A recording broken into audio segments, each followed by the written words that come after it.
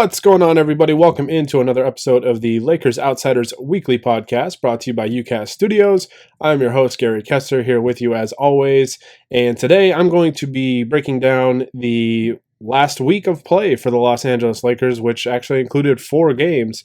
I won't go into super in-depth to a couple of them. I'll probably talk about the most recent couple here. I'm recording this on Saturday night right after the Lakers just capped off a 2-0 back-to-back against the Oklahoma City Thunder and the Memphis Grizzlies, so I will dive into that here in a second. And I apologize ahead of time if I sound a little under the weather, just kind of getting over pretty nasty head cold on the back end of it, but I might sound a little funky. So I apologize for that. But before we get started, as always, guys, be sure to subscribe to UCast Studios and Lakers Outsiders on YouTube and all the major podcast platforms.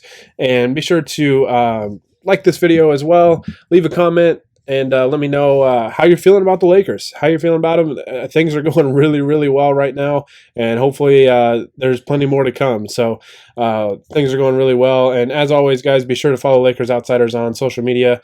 You can follow us on Twitter and Instagram at Lakers Outsiders, and you can like us on Facebook, and, of course, find all of our content on LakersOutsiders.com. Okay, so again, like I said, I'll be kind of going over the last 4 games for the Lakers. Last time I was on here, I said that the Hawks game would be tougher than people thought, and I was wrong on that, apparently. The Lakers just took it to Atlanta. They jumped out to a really, really big lead. They were up at least 30. I can't remember what their biggest lead of the game was, but they were up over 30, I think, at one point. And the Hawks kind of came back. I think they got within 8 or 10 or so. But the Lakers, I mean, they took care of business. They were dominant in that game. Won the game 122-101. LeBron was really, really good. He had 33 points and 12 assists. It was just a dominant performance, really, from start to finish. LeBron, I think, was a plus 30 in the game, which I think was one of his best. One of the best of his career. So he was really, really good. And the Lakers just, I mean, like I said, guys, they were dominant from start to finish. And this was with Anthony Davis really not playing overly well. Anthony Davis had 14 points, 5 assists, 1 rebound, which is pretty crazy for Anthony Davis. But he's been a little banged up and stuff like that. But he, it's encouraging that the Lakers could get a big win or a dominating win with one of their main 2 guys not playing very well. So he did play well defensively. I will give him credit for that. He had 5 blocks. He's always so good defensively. Sometimes if the jumper's not working, it might throw off his offensive game a little bit. But man, defensively, that guy is so good, and he brings it just about every single night. So again, I won't go too in-depth in this game. This was just a dominant performance, and it was nice to see, honestly. The Lakers have played in a lot of close games this year, it seems like, and it was good to see them just take it to a team really from start to finish, even though they kind of let their foot off the gas a little bit. They have had a tendency to do that, but that's okay. I mean, it's the NBA. These are professional athletes. There's going to be runs, coming from both ways. So the important thing is, you just continue to find ways to win games, and you build good habits. And so far, I think the Lakers are doing that. So dominated the Hawks 122-101. That got them to 11-2 on the season. And then they hit a home-and-home with the Oklahoma City Thunder. The first time they beat the Thunder 112-107 at home. It was kind of a really weird game. It didn't seem like there was really a ton of energy to the game, but Anthony Davis had a really nice bounce-back game in this one. He finished with 34 points, 7 boards, 4 steals, 2 blocks. He had 4 assists as well. LeBron was solid as always, had another triple-double, 25 points, 11 boards, 10 assists. Just kind of one of those weird games. The Lakers jumped out to a pretty comfortable lead in the first half, and Oklahoma City kind of kept fighting back, and it got pretty close there in the end. I think the Lakers went up 109-98 at one point, and Oklahoma City came back and made it very, very close. And this was another one of those games. I am trying to give Kentavious Caldwell-Pope as much credit as as he deserves, man. And he hit some big shots in this game. He's had a couple games this year that he's hit some very timely buckets, and this was definitely one of those games. He was 5 of 9 from the field, 3 of 4 from three, and hit some timely shots, including a big three late that really helped the Lakers seal the deal in this game. You know, he's a guy that struggled very mightily early on in this season, but he's come to life here lately. It seems like he's been in the starting lineup since Avery Bradley got hurt, and it just seems it's kind of revitalized him a little bit. And he's played exceptional basketball. He's played basically, he's done the things that the Lakers need of him, and that's so important to have those role players step up. In this situation, I mean, the Thunder had battled back. Like I said, it was 109-98 after LeBron hit a three-pointer with 3:22 left in the game. The Thunder battled back to make it 109-107 with 124 left in the game, so plenty of time left. And Kentavious Caldwell-Pope hit a big three with 55 seconds left to put the Lakers up 5, and that was the final points of the game. So give credit to KCP, man. KCP has done just a phenomenal job of stepping up here lately, and the Lakers have needed it. They've needed every little bit in these last few games, and he's definitely stepped up. So credit to Kentavious Caldwell-Pope. Hopefully he can continue this and continue to build confidence and continue to make some big plays for the Lakers and just do the things that the Lakers need him to do. So because he's done a very nice job of that lately. All right, so on to the second half of the home and home with the Oklahoma City Thunder. Another kind of funky game. The Lakers kind of started out slow, and then in the third quarter really seemed to kind of impose their will on Oklahoma City. The Lakers it was a tight game at the half, but the Lakers came out and scored 40 points in the third quarter. They gave up 36, but they went on a really quick, I think it was like a 13-0 or 14-0 run to take a 15-point lead in the third quarter, and Oklahoma City battled all the way back. It's kind of one of those things I think I mentioned at the start, that Lakers have kind of, allowed teams to go on runs and allow teams to come back in games. So I'd like to see them be a little more consistent in delivering a knockout punch. But it's still very early in the season. Hopefully that's something that they develop. But ultimately, the Lakers found another way to win a game, and they beat the Thunder in back-to-back games. This time it was 130-127. Again, another kind of just a weird feel to the game. The Thunder played really hard, man. Don't get me wrong. I mean, I want to give credit to the Thunder. It's not all about the Lakers and allowing teams to come back or whatever. The Thunder I thought they played pretty well. They played hard. Steven Adams was really tough for the Lakers to deal with. He had 22 points. He had 9 of his 10 shots. He was just really tough rolling to the basket, and his physical presence down low made things very difficult. Chris Paul, kind of did the things that Chris Paul does. He had 18 points, 7 assists. Shai Gilgeous-Alexander, man, that kid's going to be really good. I don't often talk about other teams' players, but that kid's going to be really good. I was impressed with him. He actually came to up to Boise when Kentucky was in the NCAA tournament, and I got to see him play in person. And I was impressed then, and I'm even more impressed now. The Lakers had a lot of problems trying to defend him, and he played very, very well, and he was very tough. And like I said, the Thunder deserve a lot of credit. They had some different guys step up in both games, but they just didn't have enough to get the win. The Lakers did, and the Lakers made big plays down the stretch, and they did just enough to win 130-127. The Lakers have been a lot better defensively throughout this season so far than what we've seen in these last few games. This was kind of one of those that it just seemed like the defense really wasn't there until it absolutely had to be, and the Lakers made just enough plays. This win got them to 13-2, which is just an incredible start, man. It's an incredible start. So credit to the Lakers. I think I've said this a few times on the show now, but good teams find ways to win games. Bad teams find ways to lose them. And the Lakers are continuing to find ways to win games. It doesn't matter in what way, shape, or form. They're just finding ways to get it done.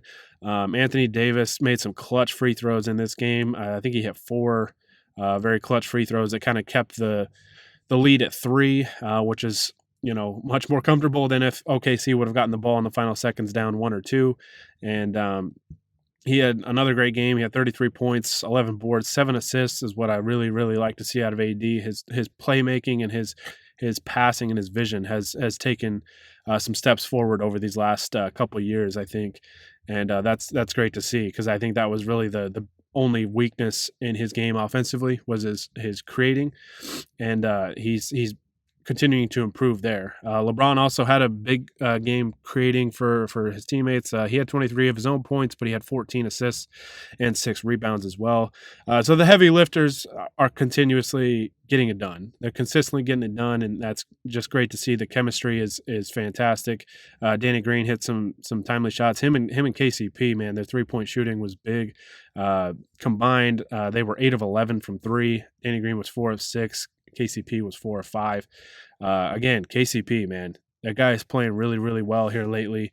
He's kind of finding his way, and he's stepping up into this opportunity of being able to start with these guys with Avery Bradley out, and he is taking full advantage of it. So again, give him a lot of credit.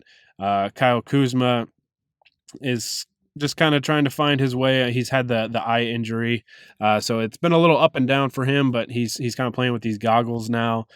So that for me personally, I don't know if I could do that as a player. That would really bother me. It's kind of like when guys break their nose and have to wear the protective face mask. Richard Hamilton, made a whole career off of that, or played his whole career with that. I mean, he was a great player, but yeah, I mean, it could be one of those things that it's bothering him. I don't know. But Kuzma's been a little up and down, but he's like I said, he's finding his way, and I don't really have a whole lot of worry about Kuzma. Again, Lakers are finding ways to win games, and that's all that matters. That's all that matters is just racking up the wins. And at this rate, man, it's looking like they're at the very least one of the 2 best teams in the Western Conference, maybe one of the 2 best teams in the entire league. Them and the Clippers seem to be kind of neck and neck, but the Lakers are racking up wins, and at this pace, I mean, if they keep it up, they could be looking at home court throughout the playoffs, which would be big. But long way to go before we get there. I mean, we're still not even out of November yet, so I don't even want to look too far ahead. But I mean, all you can do is just keep beating the teams that are in front of you and keep racking up the wins, and that's what the Lakers are doing. So that got them to 13-2, and that gets to tonight's game. By the time that I'm recording this, the Lakers get another close win. It was very, very nerve-wracking there at the end. The Lakers beat the Memphis Grizzlies, which I want to give a shout out to Memphis for their uniforms and their court. They threw it back to the Vancouver Grizzlies days. Their uniforms were amazing. The court was awesome. What I did not like was how good the 3-point shooting was. The Memphis Grizzlies were phenomenal shooting the 3-point shot, and it gave them another big lead early. They've kind of built a big lead in both, an early big lead in both the games against the Lakers, where the Lakers have come roaring back, and the Lakers found ways to beat them. They just continue to invent ways to win games, which is really, really great to see. LeBron had 30 points, 6 boards, only 4 assists. Lakers didn't have a ton of assists. They had 19 tonight. It was a little more spread out. LeBron actually led the way, Rondo led the way with 6. LeBron had 4, AD had 3. He had some guys with 1. Danny Green had 2. So, not a ton of assists tonight. We've seen them obviously play better in that category. The defense was very poor, I would say, in the first half, but Memphis also just shot the hell out of the basketball. They started 8 of 8 from the 3-point line, which was just crazy because it was just guys, at every position. It seemed like Jay Crowder was hitting them, Jaren Jackson was hitting them. Yeah, I mean, they just had guys hitting threes all over the place to start the game, and it put the Lakers in a little bit of a hole. Kyle Kuzma hit a big 3 at the end of the first quarter. It was a deep 3 that he banked in at the buzzer. And when the Lakers win a game by 1, you look back on plays like that and understand that those are big. Those are big. So again, I give credit to the Memphis Grizzlies. They ended up shooting 14 of 30, so the Lakers did a nice job kind of tightening up on the 3-point line. So Memphis started 8 of 8, so that means that they finished if my math is correct here, 6 of 22 from the 3-point line after that. So Lakers adjusted pretty well and didn't allow Memphis to keep gashing them from three. Though Jay Crowder played extremely well. He was 8 of 13 from the field, 4 of 9 from three for 21 points. Ja Morant, I've been a big Ja Morant fan since he was since last year when he was in college, and he's going to be a really good player, man. He's going to be a really good player. 10 of 16 from the field, had 26 points, 6 assists, 3 rebounds. He had 5 steals. He was a problem most of the night. So it's just like I said, guys. It's good to see the Lakers find ways to win games, and it's good to see this team have that switch. They've got that switch that they can flip when they get kind of in trouble, that they just kind of either come roaring back or they can extend a lead. I would just like to see, you'd like to see it be a little more consistent. I'm not going to complain about it too much tonight, mainly because even though Memphis is now 5-10, they're a young team. This was a back-to-back, second night of a back-to-back against a young team with fresh legs that had time off before this game, and the Lakers were coming off a very hard-fought win in Oklahoma City against OKC's record isn't very good, but they're still I think they're pretty talented. They've got some veteran players on that team, and that's a tough game. That's a tough game to win on the road, and and then they go into Memphis the next night and against a young team with fresh legs and some bounce.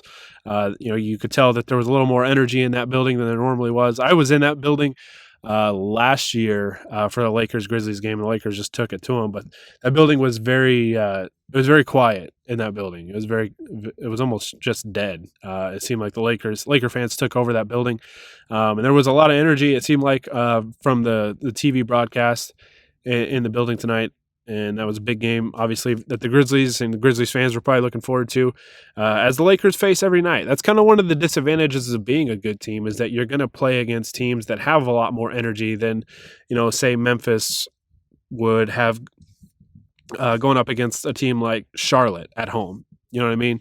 Because Memphis, before the Laker game, actually lost to Golden State at home, and they lost pretty badly too. So, you're not going to get that same energy from teams, because teams have, you got LeBron, you've got AD, you're the Lakers, you're one of the title favorites. Teams are going to have you circled on the schedule, and fans are going to bring that energy and that noise. And the Lakers are still winning games. They're still winning games. I believe they're 6-1 on the road now, which is great. Great to see. You got to be able to win on the road to win championships, especially in the playoffs. And so far, the Lakers are doing that. So they've got 2 more on the road on this road trip, and I'll talk about that in a second. But like I said, just the ability of this team to flip a switch and understand, all right, it's time to stop messing around, and they can really just deliver some haymakers to teams. That's just so vital. That's so vital, and it just seems like they don't panic. They don't get rattled when they're down. It looked like they were in some trouble. They were down 105-100 very late in this game, and then answered with a 9-0 run to go up 109-105. And tried to kind of give the game away a little bit. Kuzma got called for a foul before the ball was inbounded, which allowed Memphis to make it a one-possession game, 109-106, and then gave up a drive for a layup, I believe, to Ja Morant, made it 109-108. LeBron missed the 3, and luckily Memphis, being kind of a young team, the young team that they are, made a pretty crucial mistake getting the rebound off that LeBron miss. They made a pass, and then called timeout, which was their final timeout, which didn't allow them to advance the ball with, I think there was 1.2 seconds left in the game. So that made it very, very difficult for them. They would have had to throw it quite a bit, basically the length of the court, just to get, a decent look. And they threw it into Jaren Jackson, who slipped and fumbled the ball out of bounds. And that was pretty much that. So, but I'll say this probably 100 times throughout the season. There are no style points in professional sports. There just isn't. This isn't college sports where you're trying to impress a committee or anything like that. All that matters is your win-loss record and where you're at in the standings. Doesn't matter if you beat a team by 1 or 100. It all counts the same. And Lakers won this game by 1. It's still a win. It's still a win, and it matches their second best. I saw this on Twitter, but matches their second best start in franchise history through 16 games. They did start one year 15-1. They've had, I think this is the fourth or fifth time that they've started 14-2 though. So that's pretty crazy. That's pretty crazy considering the amount of roster turnover that is on this roster. There's a lot of new faces. There's a lot of new faces. Not many guys on this team that were here last year. So that's amazing to see, and I think that's a testament to Frank Vogel and his coaching staff. Man, no disrespect to Luke Walton or anything, but the Lakers, to me, severely upgraded their coaching staff, and you're seeing it with adjustments. You're seeing it with game planning, preparation, all this stuff. The Lakers, I think, stumbled upon the right coach in Frank Vogel, and he's done an outstanding job, and he's shown the ability to adapt and find weaknesses in teams. And I wouldn't have expected the Lakers to start 14-2. Honestly, I looked at their schedule to start the year and I thought, okay, they can rack up some wins. I thought they could get off to a good start, but man, 14-2, that's exceptional. That's exceptional, and that bodes really well. That bodes really well. I mean, to get these wins while this team's kind of getting acquainted to one another and kind of going through some of those growing pains, and it's just fantastic to see. And they've got two more road games before they can come back home. I think they have a decent shot to really to get these next three games. I think they have 3 games left in November, and I think they've got a decent chance to get all 3 of these. They play at San Antonio on Monday, and then they play at New Orleans on Wednesday. That'll be Anthony Davis's return to New Orleans to play his old team. That game will be on ESPN. And then the last game of November, the Lakers play the Washington Wizards at home. They'll come back from this little 4-game trip. And one point I want to make before I get out of here. I think I mentioned this after the Toronto loss, and if I didn't, I wish I did. But I like to judge teams not necessarily on their losses, but how they respond to losses. And the Lakers so far this year, each time they've lost, they've won the next 7 games. That's pretty remarkable. They haven't allowed losses to pile up. There's been no kind of trickle effect. It hasn't carried over into the next game. When the Lakers lost to the Clippers on opening night, they beat a very good Jazz team at home, pretty convincing fashion. I mean, they won by 9, but they were pretty dominant in that second half. They lost against Toronto at home back on November 10th. Toronto's a very good team, and so that's definitely not a bad loss. But then the Lakers went into a red-hot Phoenix Suns, no pun intended, Phoenix Suns team on the road a couple days later and beat them 123-115. And they've racked off 7 straight wins. This is their second 7-game win streak of the season, which puts them at 14-2, and both just came after losses. And now they get 3 games I think that are very winnable before they start the month of December, which is going to be a tougher stretch for their schedule. San Antonio has been really struggling. I'm pretty sure they got a pretty convincing win today, but overall, I mean, coming into today, they were 5-11, and that's with a 3-0 start to the year. So they were 2-11 after that point. They lost 8 straight games. So San Antonio's really struggling. So it'd be nice to see the Lakers can help add to their struggles, because I personally, as somebody that grew up watching the Lakers and the Spurs meet several times in the NBA playoffs, I feel no sympathy towards the Spurs at all. I'm loving their struggles, and I hope the Lakers can just go in there and beat them again, because it'll be the last trip to San Antonio this year. It'll be the second time they played the Spurs, and both been in San Antonio, which is really weird. But yeah, so hopefully they can go in and get it done in San Antonio once again. And then that game against New Orleans, I don't know what to expect in that game. It's probably going to be somewhat emotional for AD to go back and play for the team that drafted him, or play against the team that drafted him. And, you're going to have the Laker youngsters. You're going to have Brandon Ingram, probably Lonzo Ball and Josh Hart, if they're both healthy, wanting to take it to their old team for trading them. So probably a lot of emotion, a lot of excitement for that game.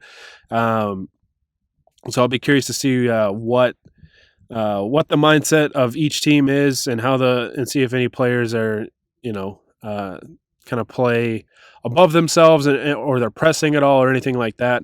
Hopefully the Lakers go in with the desire to want to get AD out of there with a win. Help Anthony Davis get a win against his old team and show why he wanted to be traded and traded to the Lakers specifically. So, man, it feels good to be a Laker fan right now. That's all I'm going to say. 14-2, man, just crazy. I had the Lakers winning 49 or 50 games. I couldn't really decide between those two. I had them around 50 wins.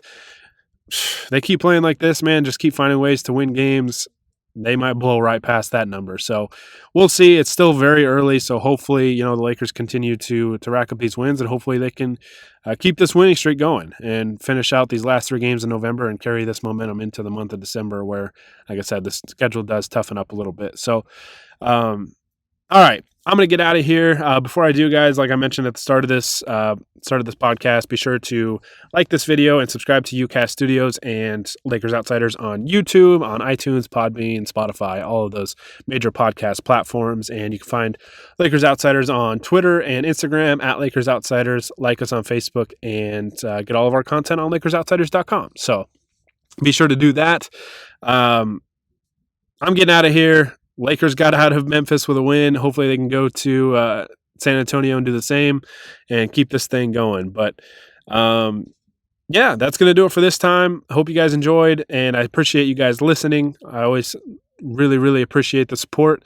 And until next time, this is Gary Kessler with the Lakers Outsiders, signing off.